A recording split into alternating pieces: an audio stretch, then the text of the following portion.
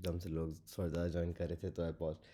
खैर, to start with TF की मैं थोड़ा सा इंट्रोडक्शन से स्टार्ट करूँगा and then I let you know कि आज के सेशन में हम लोग सीखेंगे क्या। आज के सेशन में हमारा जो गेस्ट स्पीकर है उनकी क्वालिफ़िकेशंस क्या हैं, वो यहाँ पे क्यों आए हैं सिखाने आप लोगों को, और आप लोगों के क्या की टेक अवेज होंगे। TFUG या TensorFlow User Groups is a large community which is head by Google. Google इन सारी कम्युनिटी को सुपरवाइज़ करता है। गूगल सारी मीटिंग, सारी आपके ग्रुप एक्टिविटीज़ और सारी आपके हैंग आउट्स को मॉनिटर करता है और उसको ओवरव्यू करता है। And they select a certain people from each city, each area, जो कि इन चीज़ों को लीड करते हैं। तो इस्लामाबाद से अली नवाज़ को सिलेक्ट किया गया and he is basically there को रिप्रेजेंटेटिव फ्रॉम TFUG इस्लामाबाद। उसके बाद we have decided a couple of activities जो कि आपको इंशाल्लाह हम साथ साथ सेंड करते रहेंगे। आप जिन जिन ग्रुप्स में ऐड हैं, आप जिन जिन लोगों को मज़ीद ऐड कर सकते हैं, उनको आप ऐड करें इस ग्रुप में, ताकि उनको इस ग्रुप से फ़ायदा हो। बेसिकली जो TFUG का बेसिक गोल है वो लाइक माइंडेड डेवलपर्स हैं, मशीन लर्निंग एस्पायरर्स हैं, मशीन लर्निंग एक्सपर्ट्स हैं, और वो लोग हैं जो कि बेसिकली एक क्रिएटर कम्युनिटी को सपोर्ट करते हैं। वो लोग हैं जो ओपन सोर्स डेवलपमेंट को सपोर्ट करते हैं और कम्युनिटी के लिए कुछ करना चाहते हैं, कम्युनिटी के लिए कंट्रीब्यूट करना चाहते हैं। तो ये सारी जो कोर फैक्टर्स हैं ये इसमें आते हैं। और टू बी वेरी ऑनेस्ट, मैंने इन GCP वालों के साथ या TFUG वालों के साथ काफ़ी टाइम से मैं इंट्रैक्शन कर रहा हूँ and what they are doing is an amazing job. और इंशाल्लाह मुझे पूरी उम्मीद है कि आज आप लोगों के आने का फ़ायदा होगा। So, to start with this session is totally based on building a multimodal RAG with Gemini Pro, या with using the AI technologies that Google has given. जो बाकी डिटेल्स हैं वो हमारे इंशाल्लाह गेस्ट स्पीकर मुगीज़ अवान उसमें जाएंगे। थोड़ा सा आपको बैकग्राउंड इंट्रोडक्शन मुगीज़ अवान से कराया जाए तो he is a graduate from fast and he is currently working as a data scientist in security AI. So, without taking further time, Mughis Awan, you can start. Assalamu alaikum, everyone. So let me start with a small introduction of myself. As Ali said, so my name is Mughees Awan. I did my bachelor's in computer science from FAST back in 2017. So 17 batch of FAST, and then I did my master's in data science also from FAST from the 22nd batch. I started my career in the industry as a blockchain developer and worked for around a year and a half in that industry. But then I shifted towards machine learning, and I joined my first machine learning company, Red Buffer. I worked there for around 2 years, and currently I'm at Security AI as a data scientist. So that was just a short introduction about me. I do want to get to know the audience a little bit. I want to get to know how many of you guys are students, how many of you are in the industry.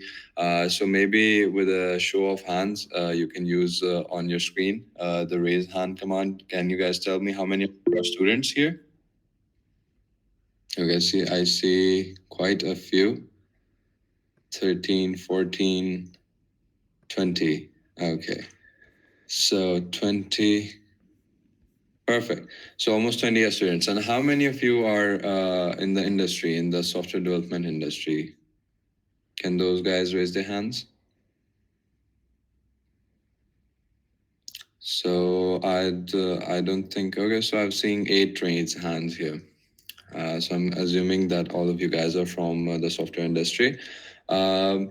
I also do see a few fastings here, considering their roll numbers. So I can see that I-22 and I-21 and other roll numbers like that. So I'm assuming you guys are from fast, 21st and 22nd batches. Okay, so perfect. So what we're going to go through today is first we'll look at a little bit about generative AI and from Google's side, the contribution from Google's side to generative AI known as Gemini. So Gemini is a model that they have recently launched, like around the end of last year. It is pretty similar to Chat GPT.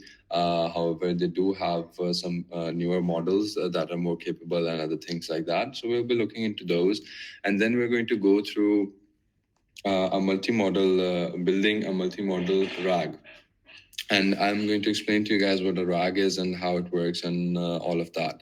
For this session, basically, let's start. I'm going to share my slides link with you guys, and what you can do is you guys can probably open that link, or maybe I'll just share my screen so you guys can see that from there as well.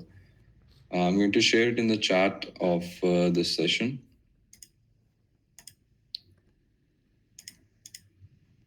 because there's going to be a link to the notebook at the end of this that you guys will be needing to open. So can you all see the message in the chat? If you can, go ahead and open it. Okay, perfect.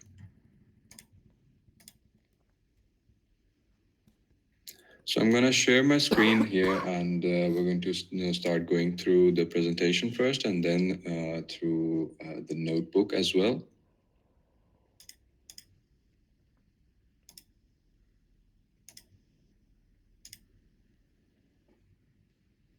Okay, so I want someone to confirm that the screen is visible. Yep, it's visible. Okay. Yes, sir, it's visible. Perfect. Yes. Okay, so let's start with a small introduction of generative AI and other things like that. So, what is generative AI? So, generative AI is one of the most exciting fields of artificial intelligence nowadays. We have heard about our text generation models, which are like the GPT models, for example. So, Chat GPT, I'm pretty sure, being students, all of you have used it at some point to maybe get an assignment done or to fix some code or some bug. You guys must have used at least the GPT 3.5 free version.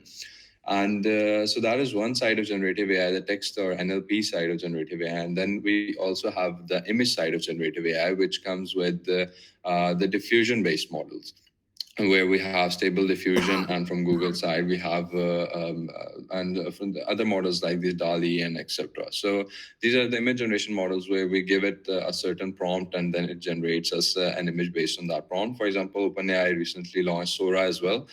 Sora is a video generation model, and they are generating some pretty realistic content from this model. So these are all the different domains of generative AI. It can be to generate text, to generate images, to generate audio and videos, and all of that sort of things. So looking into generative AI, let's look at a little history of large language models, LLMs, because we are going to be discussing RAGs here, and RAGs are built upon LLMs. Let's dig a little deeper into LLMs themselves. So LLMs, also called as the large language models, and the reason for this word large in them is they're due to their parameter sizes. So LLMs are typically millions or trillions of parameters, and they're trained on really large massive corpuses of data. And this data can be unsupervised learning with unstructured data, or even supervised learning with labeled data. So central to LLMs is the transformer-based architecture, which was introduced back in 2017. So basically, an encoder-decoder architecture and a self-attention mechanism. When we talk about remembering the context of a text, for example, the very first models that were doing this were RNN. So recurrent neural networks were the one that started with this, and how they were performing it.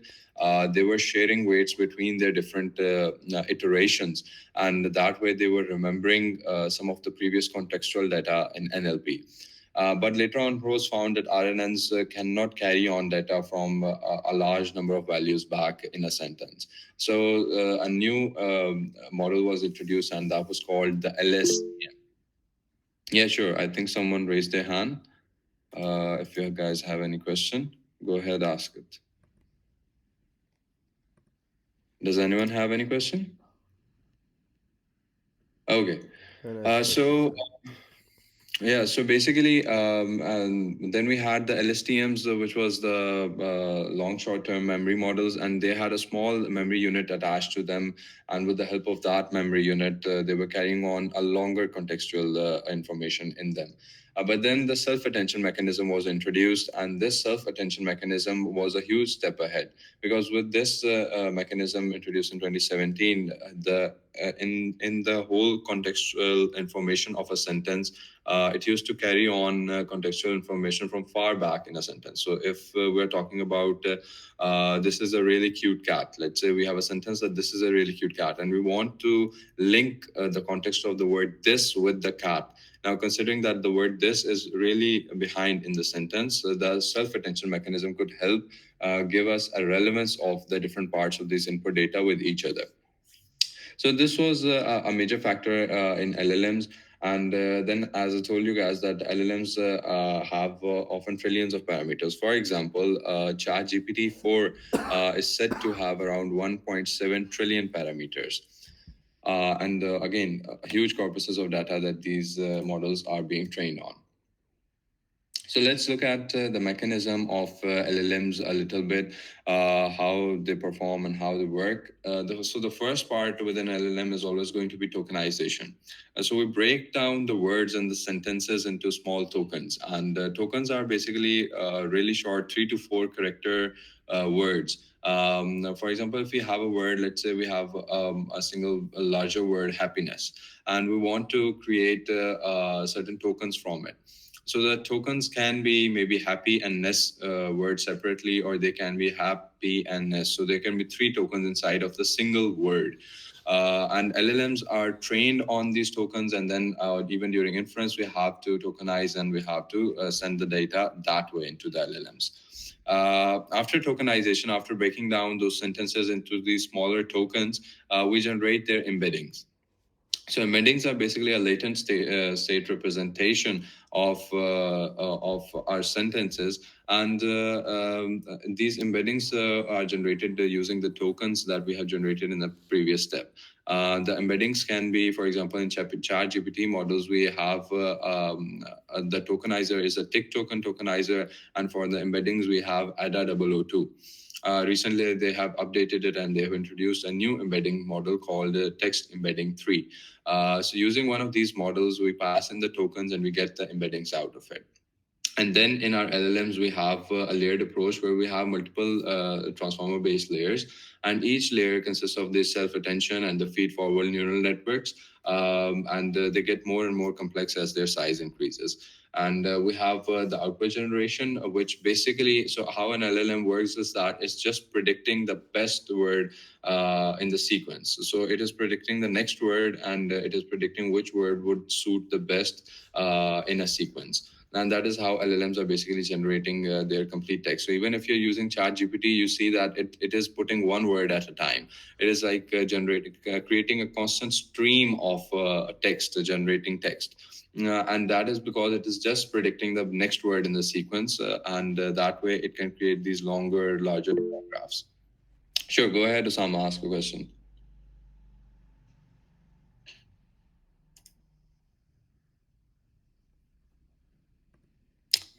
So one of you, Osama, just raised their hand. Do you have a question? I think it might be a misclick. Okay, sure. If So, sorry, Mughees, just one mhm. update. If anyone does have a question in between, they can raise their hand, or you know, you can ask the questions at the end. No worries. Yeah, let's wait till the end of this Yeah. presentation. So if anyone has any questions, we'll have it at the end of this presentation, and then we're going to go ahead with the demo. Okay. Awesome. Awesome. Yeah. Please continue. Okay, perfect. So, as I said, that we have the generative capabilities in LLM, so they can generate text, and then we can utilize these generative capabilities. So, what are some of the challenges that are being faced by LLMs as of right now? So, the first thing that LLMs, the huge problem of LLMs is hallucinations. Hallucinations is basically where an LLM is bringing in information or details that do not originally exist. So, for example, it's going to start creating data from itself. A really good example is that if you ask ChatGPT to write a research paper on a certain topic, it's going to write a complete research paper that will look really, really realistic, and it will even add references and citations at the end of that research paper, and you're going to start to believe that it's an actual real research paper. But once you open those references and citations, there's going to be nothing there, because they're going to be fake links and fake documents that ChatGPT has just hallucinated, and it has written a complete research paper that way. So hallucinations is a really large problem of LLMs currently. And considering, if we look at the architecture of LLMs, as I told you guys, that it's just predicting the next word in the sequence. It does not really know about much of the context or things like that. Like, it does not have much logic or anything like that. And considering that, we can see that, yeah, hallucinations are possible. It is also said that every single output that an LLM creates is basically a hallucination, and the hallucination can go in the right direction or maybe in the wrong direction. So then we have the bias concern as well. So we have bias concerns coming in from the training data, since we know that even in machine learning models and deep learning models, data is really, really important. And when you're training training a model, you want to have a balanced data set. And in case of a biased data set, you can introduce that bias into your model as well. Then we have the computational and environmental costs. So considering, for example, ChatGPT 4, considering it has 1.7 trillion parameters and it was trained on a really huge corpus of data, it took a lot of computational power to train that model. And then further, it is taking a lot of computational cost to run it, to infer it daily. And this is also has an environmental cost and environmental effect as well. And then we have the model interpretability and explainability. So basically, the models are so complex that we can't really interpret where they're generating a certain output from. And we have the data privacy and security concerns with these LLMs as well. So let's talk about Gemini. So Gemini is basically the Chat GPT rival model that was introduced by Google, and this was introduced quite recently, around the end of 2023. So in December of 2023, this model was introduced. It was also formerly known as Bard, and then later they rebranded it into Google Gemini. And this was there to supplement Google search, the already current Google search that we have. The functionality is pretty similar to that of ChatGPT. It provides us with NLP based abilities, but also with vision based abilities that we will be using in our demo. Uh, the Gemini model comes in three different sizes. We have the Nano Pro and the Ultra. So Nano is for mobile devices. It's a smaller model. Then we have the Pro model, which can be used for scaling across a wide range of tasks. So basically, the model that comes really close to GPT, let's say 3.5, is this Pro model. And then we have the Ultra model, so Gemini Ultra. Gemini Ultra is that model which was released, I think, a few weeks ago by Google, and this model is the one that they claim to beat ChatGPT 4 in. So going ahead, we have let's looking at these. We have the three sizes: the Ultra, the Pro, and the Nano, and they are powered by the TPU v5 for efficient training and deployment. And the working mechanism is pretty similar to all the other LLMs, where we have tokenization and embeddings and all of that. What are the use cases and applications of these models? They can be used for text summarization, generation, translation, Q&A, image understanding, captioning, audio processing, speech recognition, translations, video understanding, and multimodal reasoning, and all of these sorts of different things. There are a wide range of applications. So anywhere we can process an audio, a video, an image, or a text, we can use these models. If we look at the benchmarks, what they claim is that the Gemini Ultra model has been beating GPT-4. So even in general and in reasoning, in maths, and in code, in image, in video, and audio, in almost all of these aspects, we can see that with these different benchmarks, Google claims that Gemini Ultra beats GPT-4 pretty easily, and it has been consistently giving better scores. So today we're going to be building with this Gemini model, and there are three different ways you can utilize these Gemini models. So the first way is using Google AI Studio. This is a free application that Google provides. It's a web app where you can just play around. You can change the temperature and other details of the Gemini model, and you can play around with it. You can generate different text from it. Then we have the Google Cloud Vertex AI. The major part of our demo will be using this. This is an AI platform offered by Google on the Google Cloud console. And using this, you can access the embedding model for Gemini, for example, and you can access the Gemini Pro and the Pro Vision models and all of that. And the third way is that Gemini Nano can be built on Android using their own Android developer kit and all of that. We won't be getting further into this last one, but we will be looking into the first two. So let's start. Hope all of you have opened your notebooks, and so the last slide has the link to this notebook right here. So I want you guys to go ahead and open this notebook, but I also want you to create a copy of it, since it's just you will have just the viewer access for it. What you guys can do is that this is the notebook which will open from the link right here shared on the last screen. Using that, you can open it and you can create another copy of your own, and then we'll start going over this code. So all of you can take like around 3-4 minutes and perform this task. You guys on this.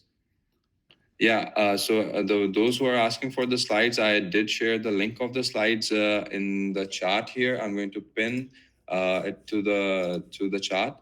I'm going to share it again as well because I think you guys joined later. But yeah, at the end of the slides, right here, you have the link. This is the link.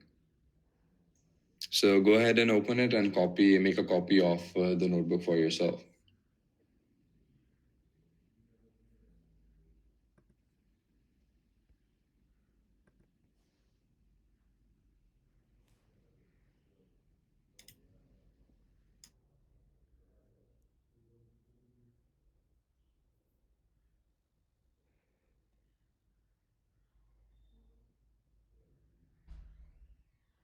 Okay, so right now you guys also have time to ask any questions from the slides as well. So if anyone has any confusion regarding LLM, generative AI, or Gemini, you guys can go ahead and ask those questions as well.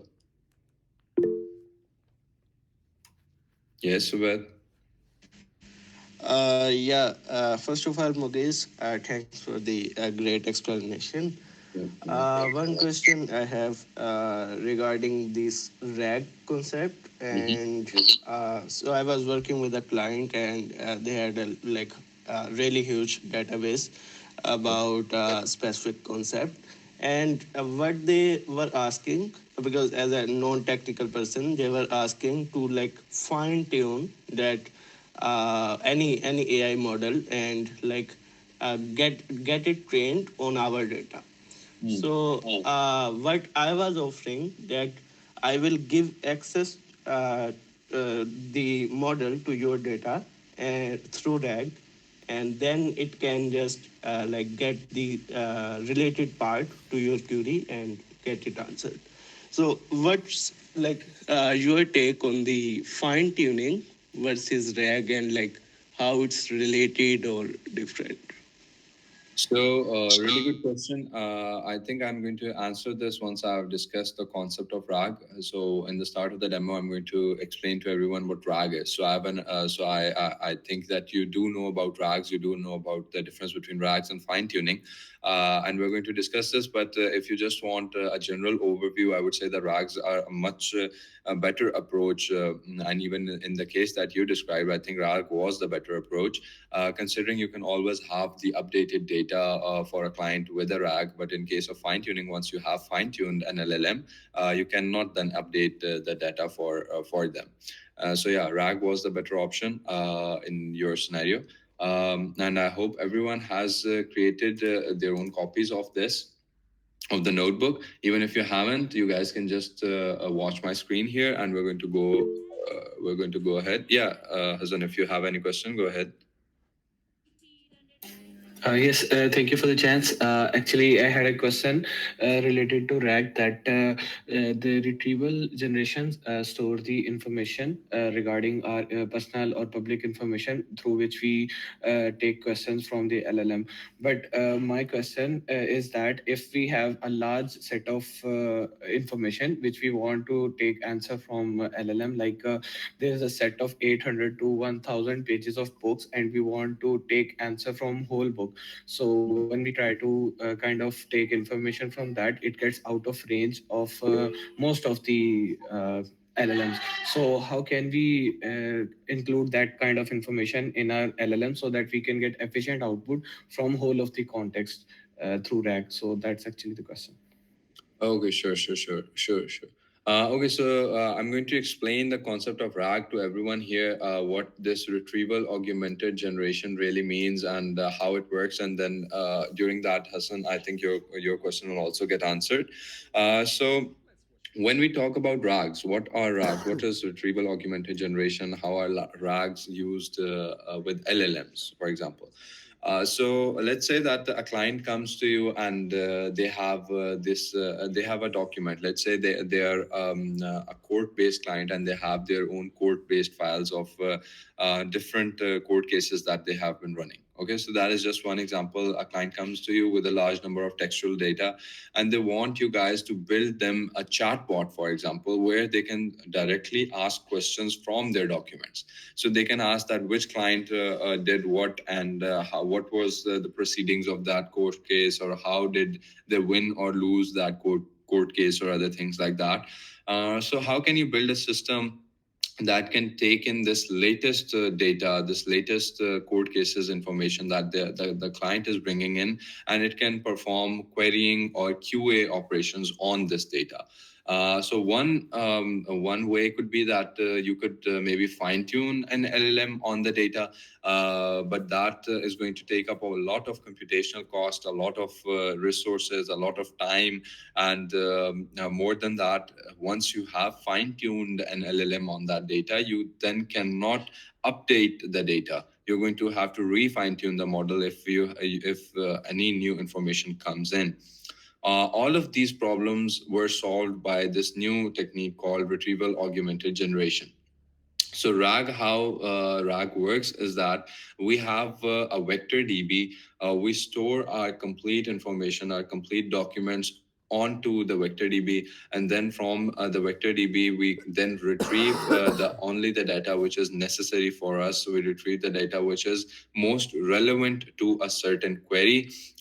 We perform semantic search on it. We perform similarity search on these embeddings that are stored in the vector DB, and then we extract the information which is most relevant to us, and we pass on that information along with the query to the LLM, and then the LLM can perform its certain QA on this information and bring us the result that we are looking for. So RAGs basically work on this concept. A vector DB is a slightly new concept. There are quite a few vector DBs that are introduced in the market these days, like Chroma or Fias or Pinecone. So Fias is the vector DB which is provided by Facebook, and a vector DB works in a way that you first convert your textual data into the tokens, and then those tokens into the embeddings, and you store these embeddings onto the vector DB. And later on, when you have a certain query, what you can do is that you can convert that query into the tokens and embeddings, and then compare those embeddings of your query with the information in your vector DB, and you can retrieve the most relevant information to you.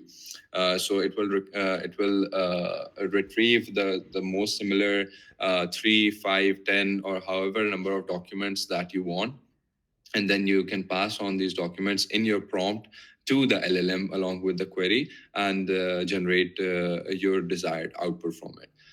So that is how LLMs work. If anyone has any question related to RAGs, you guys can go ahead, raise your hands right now, and ask those questions. So if anyone hasn't understood the concept of RAGs, go ahead. Okay, sure. So, what are multimodal RAGs? Multimodal RAGs are the ones where we are bringing in different types of information. So, a simple RAG is the one which is just dealing with the textual data. right? But a multimodal RAG is where we're also going to introduce image data into the RAG. So you might have heard about simple RAGs a lot. They are pretty common these days, but a multimodal RAG is a step up from it, and you bring in image information into this as well. And for this, we're going to be using Gemini Pro Vision model. So let's start. If we look at here, there's just a small, introduction of RAGs. We have discussed this quite a bit in detail right now, and then they're talking about their own Gemini models and all of that, and how you can retrieve the data and store the metadata into the documents for the text and images and etc. Now, starting here, so building with Google AI Studio. So as we talked in our slides, that we're going to be building with Gemini in two different ways. The first way is building with this Google AI Studio. So if you look at the link here, we have get the Gemini Playground and the free API from here. So I've added this link here in the notebook, and if you guys click on this link, is going to take you to the Google AI Studio, where you will be able to access the Gemini model. So right here, build with Gemini, experience the largest and most capable AI models. So you can click here, get API key in Google AI Studio. And there we go. So we have the Gemini Playground showing up right here. We have a chat box. You can chat with the Gemini model right here. You can also change the model from here. So 1.0 Pro or Gemini 1.5 Pro, which is the latest model that they're offering right now. And then you can also change the temperature here and see how it affects your output. So when we talk about temperature, generally how this is working in an LLM is that when you increase the temperature, you bring in more of the generative ability of an LLM. It is going to introduce some information from itself. It's going to make those outputs longer. So let's say you were trying to write a research paper, you can increase the temperature. It's going to write more and more and more. But once you decrease this temperature, when you bring it towards zero, the answers become more direct, more deterministic, and more towards the point. Even in RAGs, we tend to use really small temperatures, because what we want is that it should just generate an output that is very close to the input text that we're giving it. So we can reduce this temperature in that case. And if we want to introduce the generative ability of an LLM, then we can increase the temperature here. So considering all of this from here, what you can do is that you can play around with the Gemini model. The link is in the notebook. And then from here, you can also create the API key. So these are, for example, the API keys that I have already generated. You can click here, create your own API key. And then once you have the API key, you can copy your API key from here, and you can bring it here and add it right here into the OS environment variable for Gemini API key. So you can add in the API key here, and then using that API key, you can further go ahead and you can ask the Gemini 1.0 Pro model or even the 1.5 Pro model. You can ask it questions. So for example, I ran it previously, and what it gave me was, who is the greatest of all time in NBA? And the response was Michael Jordan. So this is how you can basically use this Google AI Studio. That is a platform being offered by Google, which is completely free. So you just need to have a Google account. You do not need to enter any credit card or debit card or anything of that sort. You can, for completely free, you can go ahead and you can play with the playground of Gemini right here, and also you can generate an API key, and you can start using that API key in your systems, in your general querying and question answering. So this is how you can use the Google AI Studio. Now, coming to the major part of today's demo, what is Vertex AI and what is Gemini API? So Vertex AI, as we discussed in the slides, is a cloud platform. It's a AI-based platform that is being offered by Google on their Google Cloud Console. They offer it so that we can then use it to access the Gemini models, to access the Gemini, also the embeddings model and the tokenizer, and all of that information can be accessed to Vertex AI. Now, when you guys will be running this notebook, what you will be doing is that you will be first creating your Google account. So these are the prior steps. These are very important. You're going to have to create a Google account. Then you're going to have to log in into the Google Cloud Platform, or the Cloud Console, as we like to call it. And then you'll have to enter a MasterCard in there to avail $300 of free credits. So this step is very important. You're going to have to get the $300 free credits from Google. I think they offer it for 3 months or so. You can utilize it during that time. So if I show you here, since I have these 300 free credits, you can see that it is showing it here in my Google Cloud Console that I have almost 100% of them still remaining. Of 29 $299 still remaining out of the 300, and this is my free trial. So once everything has been set up for you guys as well, once you have created your cloud platform accounts, and once you have entered the MasterCard, you will be able to avail these $300 of free credit. And using this, you can then further perform the RAG operations that are in the notebook below. Today, I'm going to be going over all of the steps and explaining and answering any of your queries. But then, since we do not have enough time, this running this usually takes up to 3 to 4 hours. Setting up the account and then running all of these steps. So since we do not have that much time, you guys will always have a link to this notebook. What you guys can do is you can create a copy of your own from this notebook and then start playing around with it, putting in the API keys and running this using the Google AI Studio. And also later on with the Vertex AI, you guys can use your free credits and perform those operations. And I think it's going to be a really good exercise for all of you to get a hands-on experience with RAGs, and not only RAGs, with the Gemini, with Google Vertex AI, and with the Google Cloud Console. So later on, once you have your free credits, what you're going to do is you're going to create a new project on the Google Cloud Console. And it typically looks like this. It assigns its a project ID, and then you can assign it an organization, and you can create the new project here. And if you're stuck at any point, you can just simply search here. So if you search here projects or create new project, it is going to give you that option below. And then clicking on that, so this is the Google Cloud Console, the Google Cloud platform.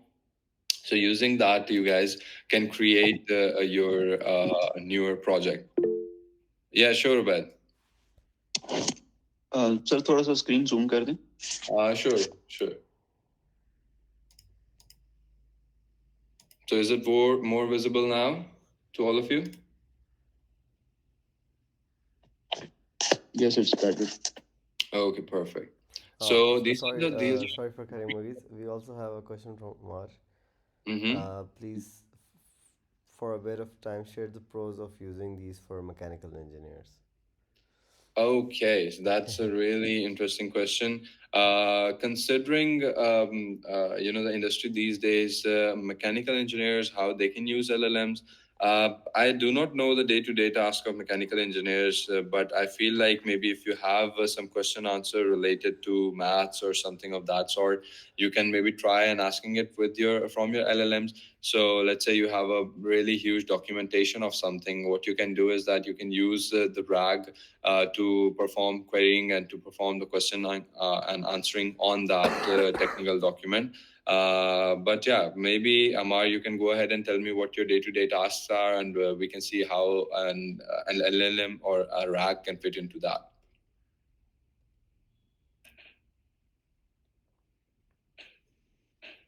Okay, so moving on, we have the Vertex AI SDK, and we have all of its dependencies. So we'll have to install these dependencies, and just running this cell here will install. I'm hoping that almost all of you has used Google Colab before. This is basically a platform offered by Google for free, and it is pretty similar to like a Jupyter notebook that most of you guys might have used.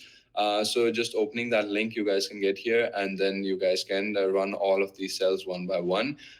So this is going to install all of the required Google Cloud platform-based dependencies, and all of the dependencies that we have to further use, even for the PDF files and all of that. And once you have installed these packages, you're then going to have to restart your kernel. You're going to have to restart your runtime. So running this step here is going to automatically restart everything. And then once that is done, you can then go ahead and start from this step here.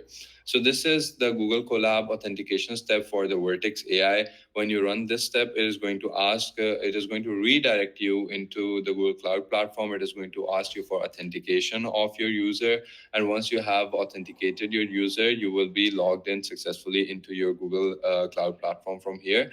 And further, you can perform all of the next steps. Like we discussed before, when we create a new project, we have a project name and an organization or something like that.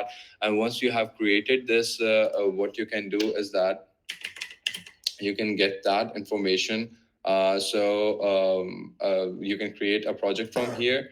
This will bring up the new project page, and once you have created the project, you can then use that project, the information from that project.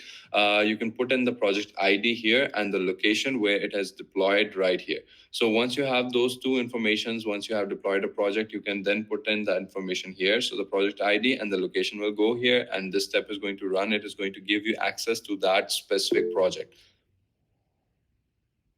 After that, we have the next step where we are going to install and import in our other dependencies of FITS and system, and also we're going to import in Vertex AI.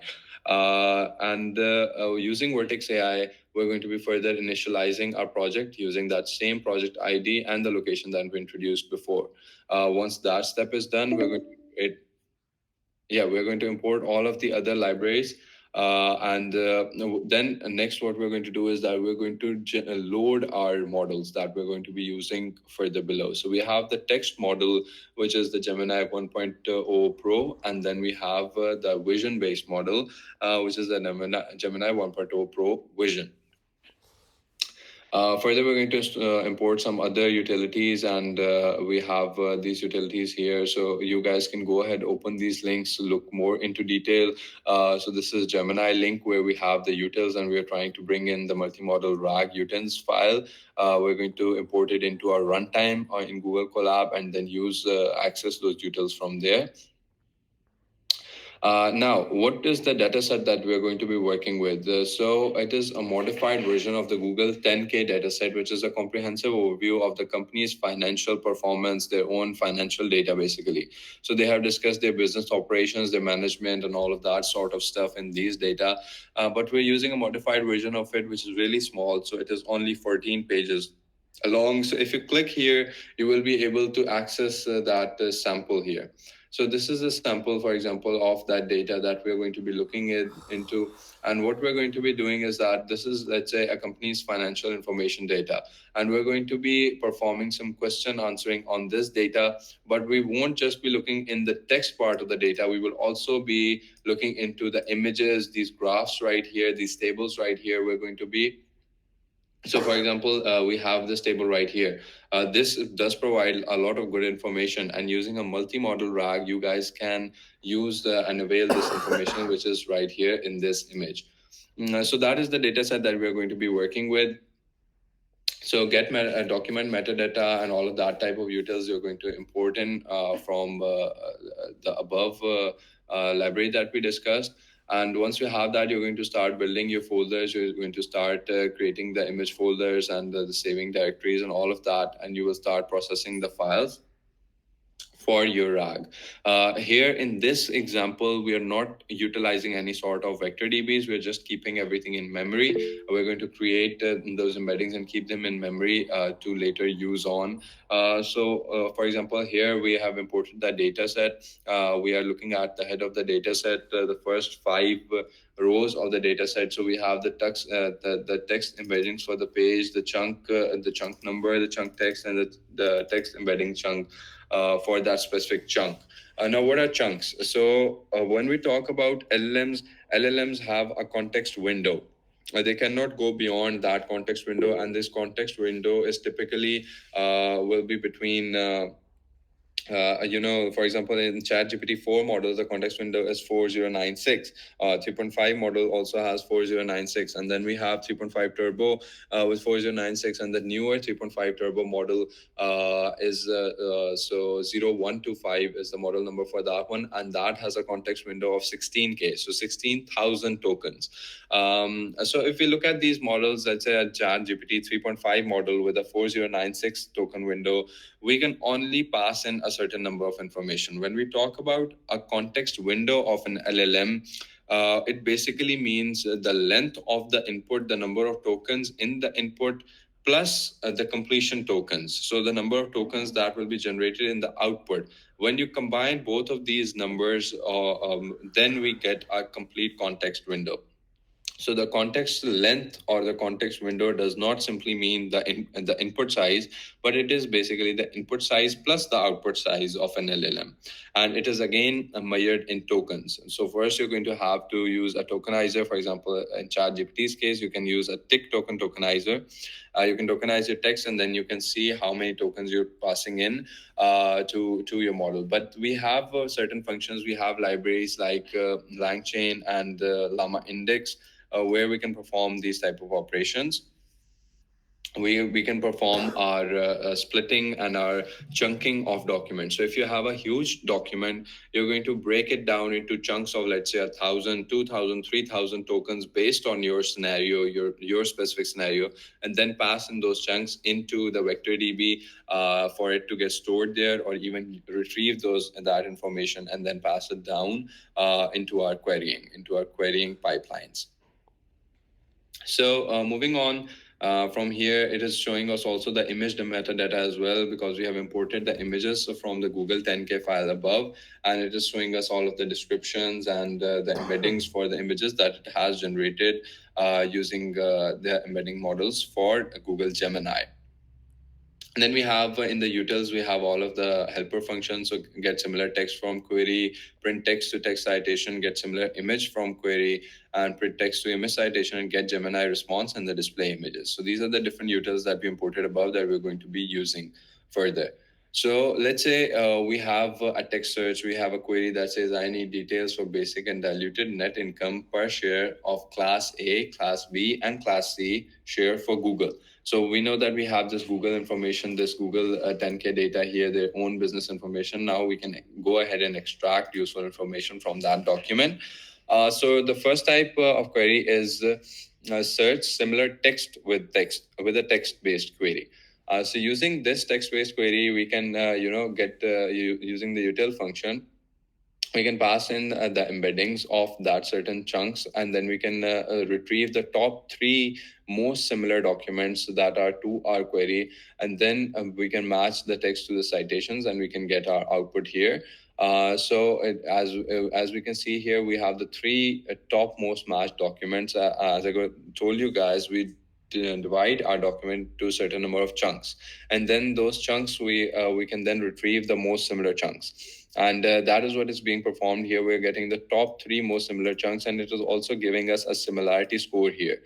So what is the similarity score between? It is between this document, this chunk text right here, and this query that we passed it above here. So it is going to generate an embeddings of the query. It is going to generate an embeddings of the document, this chunk of the document, and it is going to perform a similarity check, like for example, cosine similarity, or L2 distance, or something of that sort. And it's going to give us a similarity score here, that how similar that query is to this extracted document. And then we can take in, so 0.78, 0.75, and 0.74 are the 3 different documents that we have extracted or retrieved based on our query, and then we can pass in these documents to the Gemini model, and we can get our desired output. So that is what we're doing here. We're passing in the query. So the query was above, and the context, that is those 3 documents. We're joining all of them up. We're passing it into the context, and we say answer the given question with the question with the given context. So we give it the question, and we give it the context, and then we wait for the answer, and that is what it's going to do. So it is going to provide us with an answer of that specific search that we're trying to ask it from those retrieved documents. Now, another thing that we can do with a multimodal RAG is that we can perform searching a similar images with a text-based query. So we have the same query. I need details for basic and diluted net income per share of these 3 classes for Google. And what we're going to do is that we're going to perform a similarity-based search result, similarity-based on terms of embeddings. So we're going to generate the embeddings of this query, and then we are going to compare those embeddings to the images that we gave it or we passed to it. And what it's going to give us the result is this table, for example. And this table is giving us a really good information of the distribution between the three classes. So class A, class B, and class C. So we can see that in our results here, the major chunk of information will be coming in through the table. And the reason is that the textual information that we were giving it here did not really consist of much useful information in terms of what the distribution was. Distribution of the diluted and net income and the basic income was. That information was coming in from a table. So when we asked the text query, it said that the provided text does not contain the requested information. But when we passed the image query for the same question, it gave us this table, which gives us a really good insight of what we were looking for. So this is where multimodal RAGs outperform a simple RAG, and then based on that, based on this information, you can then pass in this information along with your query, along with the text query. So you can pass it into the context along with the text context, and then you can ask it questions, and it is going to give you a really good detailed output. So the result here is that it is showing you the basic net income per share for each of the classes, and it is also showing you the diluted net income per share of each of the classes. But how is it doing this? It is doing this by using the different types of context. It is taking in the textual context and also the image context right here. We have updated the context and we have passed it all down into our Gemini model here. And we're getting the through this function of get Gemini response, we're getting the output right here. Now, since we do not have a lot of time, I'm going to give the last 5 minutes for question answering. If you guys will look further into this notebook, you will see that there are different types of querying and the different type of similarity searching that is being done here. So we discussed text to text and text to image based, but there also we have the similar images with images. So image with image, and also all of the image to text and all of these type of queries are being discussed in this notebook here. You guys can go ahead, you guys can make a copy of the notebook, you guys can play with this notebook and see how the different steps are being performed. And the good thing about this notebook is that you will have a small introduction, a small explanation of what the step is doing and how to perform those steps.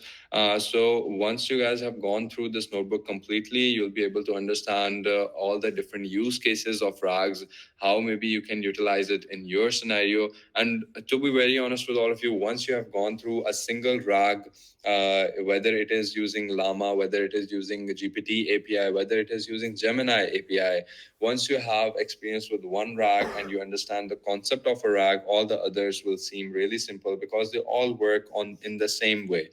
In all of these, we are going to have to tokenize our data. We're going to have to generate the embeddings. We're going to have a vector DB, and we'll have to perform retrieval, and we're going to have to generate a querying or a question answering pipeline. So considering that all of these are really similar, if you go through this notebook, it is a really detailed notebook. You guys will have a really good hands-on experience of building and working with a RAG. So it's the last 5 minutes. I'm going to ask all of you guys, if you have any questions, please go ahead. Yes, Abu Bakr. अच्छा, अस्सलाम वालेकुम मुगेश भाई। मेरा सवाल थोड़ा सा इससे related ही है, लेकिन किसी दूसरे मॉडल से मुतल्लिक है।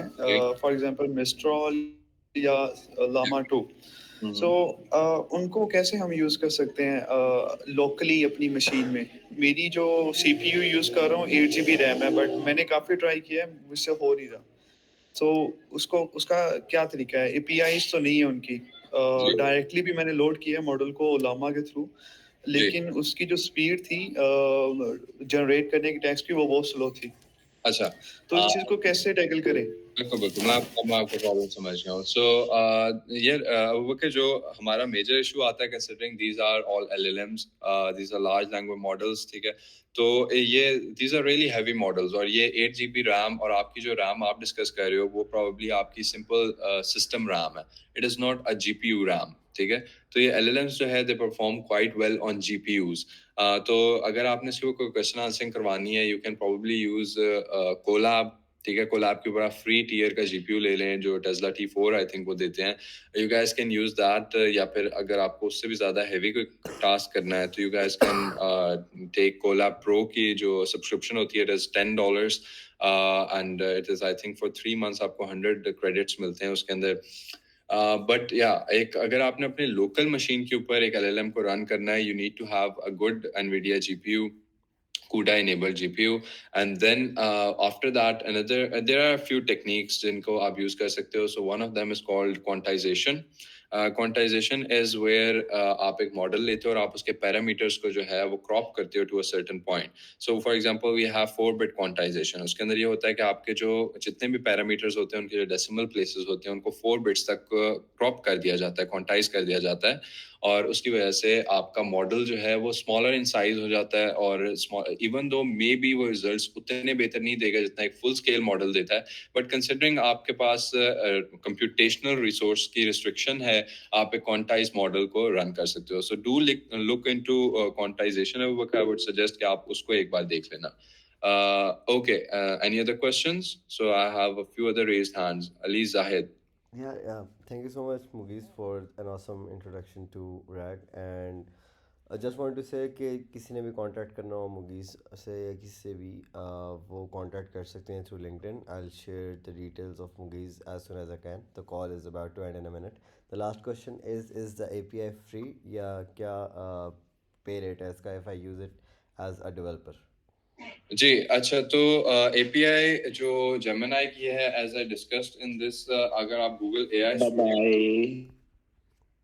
अगर